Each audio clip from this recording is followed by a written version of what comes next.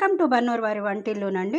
చూడండి, ఈ కనపడుతున్న బీరకాయలతో పచ్చడి ఎలా చేసుకోవాలో చూద్దాం. మనము 4-5 పచ్చిమిర్చిలు ఇలా తుంచి వేసుకుని దీనికి ఓ స్పూన్ అంతా నూనె వేసి వేయించుకోవాలి. బాగా ముక్కలు మెత్తబడేంత వరకు వేయించుకుందామండి. వేగుతున్న దాంట్లోకే పసుపు వేస్తున్నాను, ఉప్పు కూడా వేస్తున్నా అండి, అంటే తొందరగా వేగుతుంది అందుకని. ఇప్పుడు ఈ ముక్కలన్నీ బాగా మెత్తబడినాయి. ఇది దీంట్లోకి కొబ్బరి వేస్తున్నా అండి. ఇందులోకి కొబ్బరి వేసి వేయిస్తాను. కొబ్బరి ఏమి ఎక్కువ వేగే పని లేదు కాబట్టి ఇలా వేస్తానండి. టొమాటో ముక్కలు వేసుకుందామండి. జీలకర్ర వేస్తున్నా.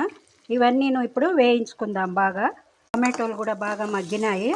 దీన్ని స్టవ్ ఆఫ్ చేసేసి కాసేపు చల్లారనిద్దాము. పోపు వేసుకోవడానికి నూనె ఉంచాను. నూనె కాగింది, ఆవాలు వేసానండి. వేయించిందంతా చల్లారిపోయిందండి. దీన్ని ఇప్పుడు మిక్సీ జార్లోకి వేసేసుకుందాము. నానబెట్టుకున్న చింతపండు కూడా మిక్సీ జార్లోకి వేస్తున్నాను. మిక్సీ పట్టుకుందామండి. ఇప్పుడు దీన్ని వేరే పాత్రలోకి మార్చేసుకుందాం. ఈ పాత్రలోకి మార్చేసాను. ఇప్పుడు దీనికి పోపు వేస్తున్నా అండి. నేను ఉత్త ఆవాలు ఒకటేనండి, అన్నీ ఇంకేం వేసే పనే లేదు వేరే ఏమీను. చాలా రుచికరంగా ఉంటుందండి ఈ పచ్చడి. కొంతమంది ఉల్లిగడ్డలు వేస్ట్ చేస్తారు, నేను కూడా ఉల్లిగడ్డలు వేస్ట్ చేస్తాను, పల్లీలు కూడా వేస్ట్ చేస్తానండి.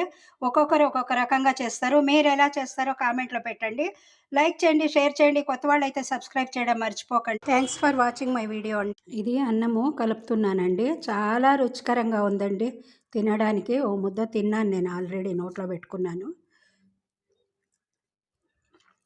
చాలా బాగుందండి.